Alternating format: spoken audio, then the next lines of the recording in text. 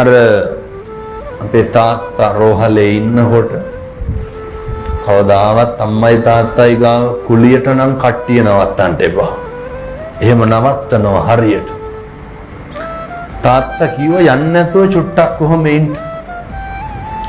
අපිටත් මේක තමයි වෙන්නේ හොඳේ. වයසට ගියපුවා ඒ හින්දා ඔය ලොකු අධිතක්සේරුවකින් එහෙම ඉන්න එපා. බය වෙන්න දෙයක් නැහැ, සල්ලි තියෙනවා. ඔයගේ ඇති තේරුමක් නැහැ. මම ටිකක් වෙලා හිටියා. දැන් දරුවෝ විවිධ කෑම බීම ජූස් වර්ග ගෙනල්ලා තියලා තාත්තගේ මූණත් තිඹලා ගියා. අර බලාගන්න එක්කෙනාගේ සාක්කුවේ තියෙනවා පවුඩර් බෙලෙක්කේ. ඒ මිනිස්සයා මොකද කරන්නේ? දරුවෝ ඇවිල්ලා බලනවා මේ පවුඩර් පවා ගාලා තියාගෙන ඉන්න එච්චර ආදරේ. අර යකා කරන්නේ දවසම පවුඩර් ගාන එක ලෙඩාගේ. එච්චර දරුවෝ මොකද්ද හිතන්නේ එතකොට? තාත්තට කතා කරගන්න බෑ. හැබැයි දරුවෝ එනකොට ඇස් වලින් කඳුළු වැටෙනවා. මොකක්ද මේ තියෙන්නේ? පින්නතුනේ බඩගින්න.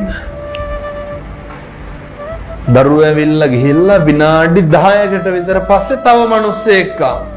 අනේ අර කණ්ඩගෙන ආපුව සේරම අරගෙන ගියා. තාත්තට දෙන්නේ නැහැ. ඇයි මේ වැසිකිළියන්න කුලී බලන මිනිස්සු කැමති දනුන්ගේ මල මුත්‍රා ආදී. ඉස්පිරිතාලෙන් දෙන කෑම එක ගන්න. ඒක තමයි තාත්තට කවන්නේ.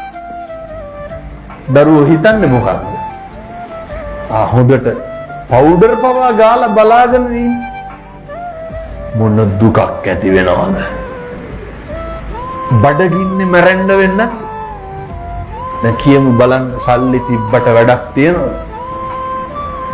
දරුවෝ නොසලකනවද? සලකන වැඩක් තියනවද? ජීවිතේ මෙහෙම ජීවත් වෙනකොට හිතන්න මෙහෙම වෙනවා කියලා. අදිමාන්නෙන් ඉන්න එපා. අස්පිල්ලං ගහන සැනින් මේවා වෙනස් වෙනවා පිළිතුරේ.